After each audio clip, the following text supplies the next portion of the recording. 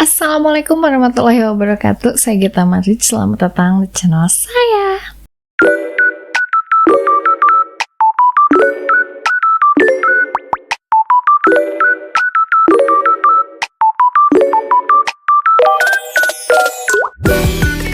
Di video kali ini saya ingin sedikit bahas tentang kristal. Kalian pernah dengar nggak sih kalau katanya kristal itu bisa nyembuhin penyakit, atau katanya kristal itu bisa nyerap energi negatif. Malah ada juga yang percaya kalau kristal tertentu itu bisa narik cinta, bisa narik uang. Beneran nggak sih? Beneran itu semua bisa terjadi atau cuman mitos aja? Nah, di video kali ini kita bakal sama-sama bongkar mitos paling populer soal kristal dan bandingin sama fakta ilmiahnya. Kita juga bakal lihat jenis kristal-kristal paling langka dan cerita-cerita unik di balik kristal tersebut. Jadi siap-siap, kita mulai sekarang.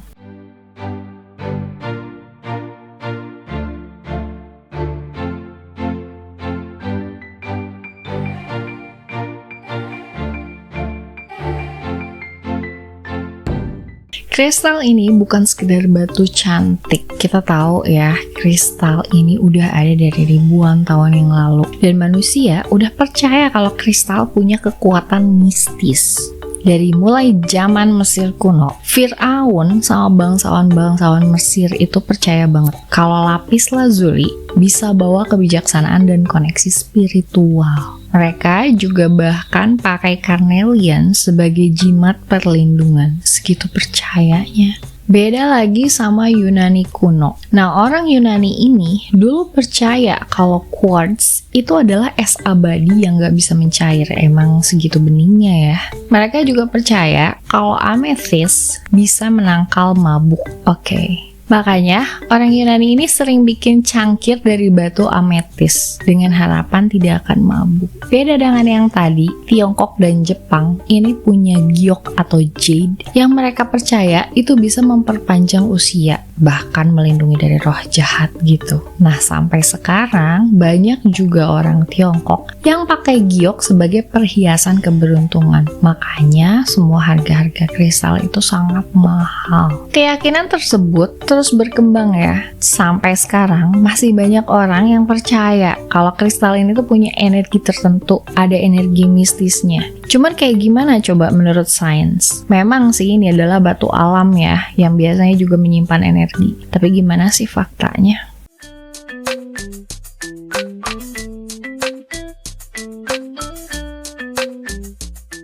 Menurut mitos, kristal ini bisa nyembuhin penyakit, bisa juga ngilangin stres, bahkan bisa meningkatkan energi dalam tubuh. Faktanya, gak ada sih bukti ilmiah kalau kristal itu bisa nyembuhin penyakit secara medis. Cuman, ada efek positif yang bisa dirasain orang yang kemungkinan besar itu berasal dari placebo effect.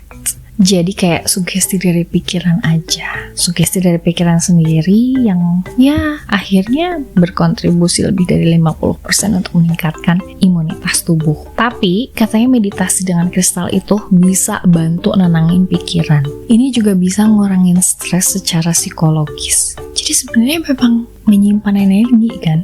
Jadi kalau misalnya kalian nih ngerasa aduh jadi jauh lebih rileks nih pakai kristal, itu bukan karena energi ajaibnya ya, tapi lebih karena memang kitanya aja gitu yang fokus sama tenangan diri, kitanya aja gitu yang merasa positif, kitanya aja yang mensugesti diri sendiri.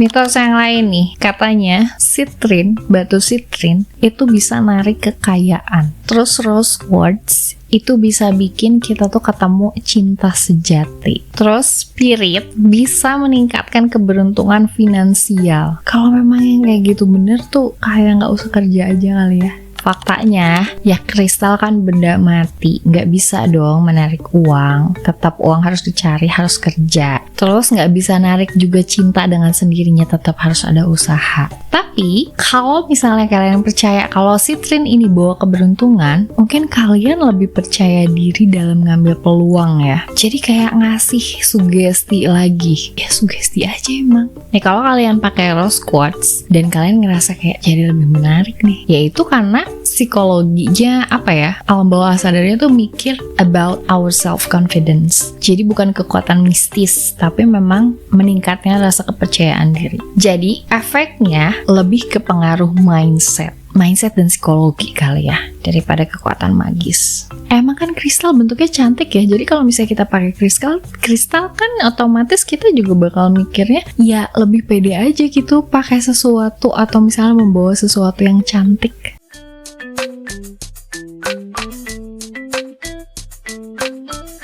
Mitosnya nih, banyak orang percaya kalau kristal ini bisa nyerap energi negatif, terus bisa ngebersihin aura seseorang. Aura bisa kotor ya? Bisa sih kayaknya. Ada juga yang bilang kalau kristal ini tuh harus di-charge dengan cara dibersihin. Jadi habis dibersihin terus dijemur. Katanya itu bisa merecharge energinya. Secara ilmiahnya, faktanya, kristal ini tuh memang punya struktur atom unik ya, yang bisa menghasilkan getaran kecil. Memang ada. Tapi getaran ini tuh terlalu kecil gitu untuk mempengaruhi tubuh manusia. Apalagi kayak misalnya sekarang banyak banget yang dijual berupa patahan-patahan kristal yang memang kayak kecil banget gitu. Itu terlalu kecil untuk mempengaruhi tubuh manusia. Nah, ritual membersihkan kristal juga kayak dicuci terus dijemur di bawah sinar matahari lah, di bawah sinar rembulan. Ada juga yang bilang buat direndam di air laut. Itu sih kayak lebih kepercayaan spiritual ya kalau menurut saya. Jadi bukan sesuatu yang bisa dibuktikan juga sih dengan sains. Jadi belum ada yang bisa membuktikan secara ilmiah tentang ngecas kristal, caranya harus seperti itu. Tapi kalau ritual ini bikin kamu ngerasa lebih tenang, lebih pede pakai kristalnya, ya nggak ada salahnya juga, karena memang ya jadi dibersihin juga kan kristalnya. Kebayang nggak sih kalau misalnya kita terus-terusan pakai kristal tanpa kita bersihin, mungkin lama-lama jadi berdebu atau misalnya jadi burem, karena kristal itu kan pada dasarnya bening ya, bagus kayak es gitu kan. Jadi kebayang ya kalau misalnya ternyata lama-lama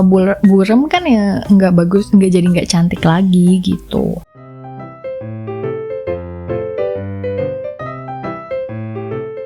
Taphate ini tuh ditemuin secara nggak sengaja di tahun 1945 sama Richard Taphate. Kurang tahu sih saya ini cara pengucapan namanya gimana ya. Ini tuh lebih langka dari berlian dan cuman ditemuin di Sri Lanka. Namanya aja langka ya. Yang selanjutnya ada pineate. Ini pernah dinobatkan sebagai mineral paling langka di dunia selain yang sebelumnya. Dan ternyata sampai tahun 2004, pineate ini cuman ada 25 spesimen yang ditemukan. Angka banget berarti. Ada kristal bismuth. Ini bukan kristal yang paling langka sih, tapi punya bentuk yang unik. Jadi bismuth ini tuh bentuknya mirip tangga spiral warna-warni karena proses oksidasinya. Kristal ini tuh nggak punya kekuatan mistis ya, tapi keindahan sama kelangkaannya itu tetap bikin mereka tuh jadi benda koleksi yang berharga. Harganya nggak main-main. Judulnya juga batu alam ya,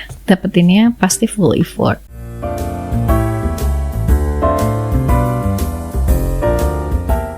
Pernah kepikiran gak sih, kenapa gitu tiba-tiba kristal itu jadi booming banget, jadi banyak banget orang-orang yang pakai kristal, yang sengaja mencari kristal. Jadi dulu kristal ini tuh cuma dikenal sebagai batu permata biasa atau kayak benda koleksi yang ya udah buat orang-orang yang suka sama mineral aja gitu, orang-orang kalangan tertentu. Tapi coba lihat sekarang, kristal ada di mana-mana, dari mulai toko online, dari influencer spiritual yang bisa dibilang mereka mempengaruhi dari sisi mistisnya gitu kan, sampai brand-brand fashion mewah semuanya tuh jual kristal. Semua itu pasti nyantumin kristal sebagai salah satu elemen jualan mereka. Sekarang kita bakal sama-sama bongkar fakta tentang industri kristal tersebut. Percaya atau enggak nih, industri kristal itu sekarang bernilai miliaran dolar. Jadi, menurut laporan dari beberapa riset pasar, industri batu permata dan kristal ini itu mencapai lebih dari 20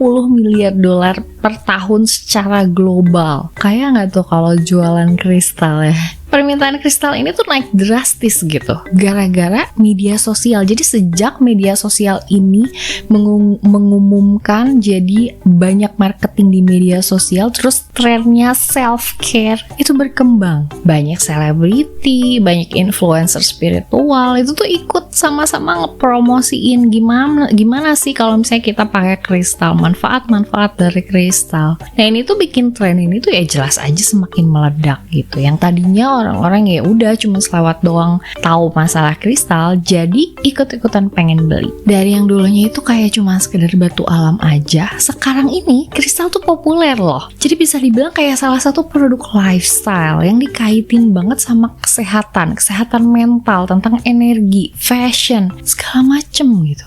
Banyak orang nggak sadar ya, kalau nggak semua kristal yang dijual itu alami, nggak semuanya asli. Jadi ada banyak juga kristal yang sebenarnya dibuat di laboratorium, jadi buatan manusia, hasil modifikasi manusia. Salah satu contoh kristal yang dibuat di laboratorium adalah aura quartz. Quartz alami yang dilapisin sama logam kayak titanium atau emas, itu untuk menciptakan warna holografik. Jadi ini tuh memang dibikin sengaja. Ada juga sitrin palsu. Jadi banyak banget sitrin yang dijual itu sebenarnya ametis. Ametis itu kan warnanya ungu ya. Nah ini tuh sengaja dipanasin sampai akhirnya berubah warna jadi kuning. Sitrin kan kuning. Ada juga kristal kaca. Nih beberapa toko ini ngejual kristal yang sebenarnya tuh kayak cuman kaca doang yang diproses kayak dikikis, dihalusin segala macam supaya bentuknya dan penampakannya itu mirip sama kristal alami. Segitunya. Jadi kalau kalian mau beli kristal asli, harus dipastiin belinya itu di toko yang terpercaya, punya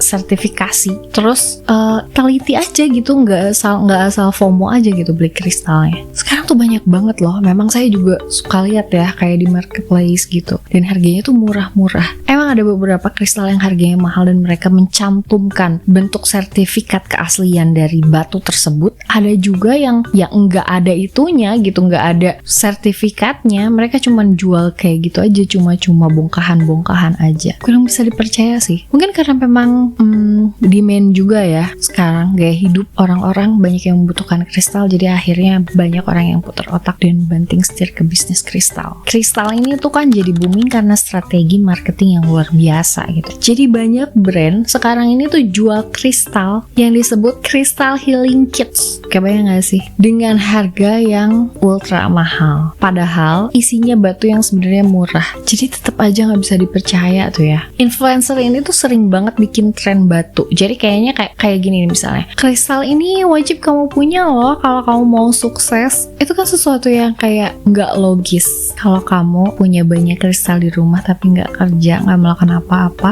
gimana bisa datang tuh duit ya? Banyak juga produk kecantikan sekarang nih yang masukin kristal ke dalam skincare. Jadi kayak roller wajah dari Giok. Kita suka lihat kan gitu ya, yang kayak gitu dari influencer. Terus sebenarnya kalau misalnya kita lihat itu efeknya gimana sih gitu ya, nggak jauh beda aja sebenarnya sama pijatan-pijatan biasa kayak ditarik-tarik ke sini gitu ya. Kan intinya sama aja memijat gitu. Jadi banyak nih harga kristal yang sebenarnya tuh lebih mahal gara-gara hype-nya aja, bukan karena kelangkaannya, bukan karena manfaatnya, bukan karena apalah gitu isian di dalamnya, karena memang nggak ada juga. Sayangnya nih, di balik kecantikan kristal itu ada dampak negatif yang jarang banget dibahas. Jadi adanya eksploitasi pekerja tambang. Ini banyak banget kristal itu kan adanya di tambang-tambang ya, dari negara-negara berkembang kayak Madagaskar, Kongo, Brazil gitu kan. Nah pekerja tambangnya ini sering dapat bayaran yang rendah banget, padahal kan susah ya untuk menambang itu. Terus mereka juga kerja dalam kondisi yang berbahaya. Kebayang gak sih kalau misalnya salah ngebor, salah malu itu bisa terkubur hidup-hidup. Jadi resikonya sangat besar. Tapi mereka justru dibayarnya dengan tidak layak. Jadi bahkan ada laporan tentang anak-anak yang dipekerjakan di tambang kristal karena mereka lihat peluang. Ya si orang-orang atasnya itu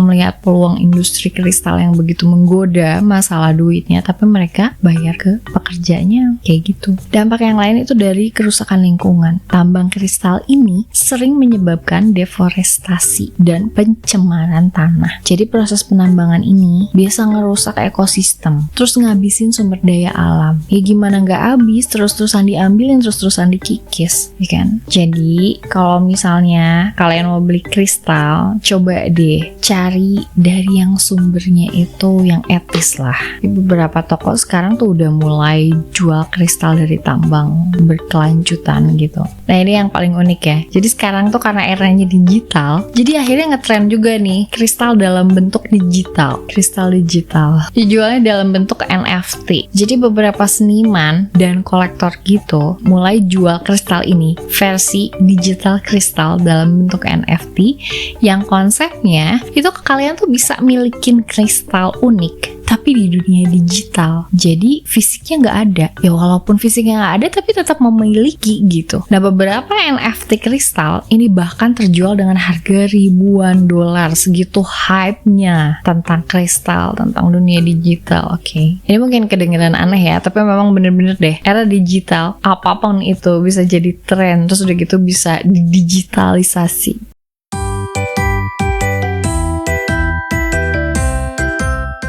Jadi ya, industri kristal ini bukan cuma soal kepercayaan atau keindahan doang, tapi juga bisa dibilang bisnis besar. Bisnis besar dengan ya sisi positif dan negatifnya ada lah. Nah, tren kristal ini berkembang pesat berkat media sosial dan marketing. Gak bisa tutup mata juga ya, memang banyak banget andil dari orang-orang di luar sana. Banyak kristal yang dijual itu buatan atau hasil modifikasi. Jadi memang kita harus hati-hati lah kalau misalnya mau beli. Terus jangan lupain juga bahwa sisi gelapnya ada eksploitasi pekerja tambang nih. Terus ada kerusakan lingkungan juga. Ini yang bisa jadi masalah besar di kemudian hari di generasi-generasi selanjutnya gitu kan. Terus yang uniknya ada juga cara beli kristal dengan yang lebih etis, berkelanjutan. Terus bahkan ada sekarang kristal digital juga. Jadi bisa jauh lebih bijaksana deh untuk beli kristal ya. Jadi nih kesimpulannya, kalau misalnya kalian tertarik buat beli kristal, ya coba dipastikan dulu. Pastiin kamu tahu asal usulnya dari mana. Jadi nggak cuman kayak ke bawah-bawah hype semata, wah ikut-ikutan aja FOMO doang gitu ya. Banyak mitos soal kristal ini berasal dari kepercayaan kuno gitu kan, beserta efek psikologisnya gitu. Jadi bukan dari bukti ilmiah. Nih ya, kristal ini tuh nggak bisa nyembuhin penyakit, apalagi narik uang. Tapi bisa bantu kita merasa jadi lebih fokus dan positif karena ada permainan mindset itu kan.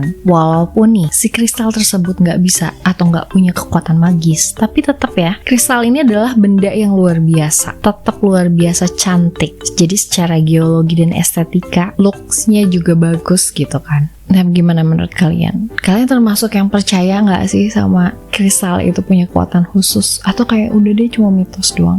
Coba tolong tulis di kolom komentar karena saya ingin tahu isi otak kalian kayak apa. Jangan lupa like, share, subscribe buat konten seru lainnya. Makasih banyak yang udah nonton video saya kali ini. Jangan lupa jaga terus kesehatan fisik dan kewarasan mental karena itu penting. Kalau perlu pakai kristal untuk yang positif. Sampai ketemu di video saya selanjutnya. Saya Gita Maric undur diri. Assalamualaikum warahmatullahi wabarakatuh.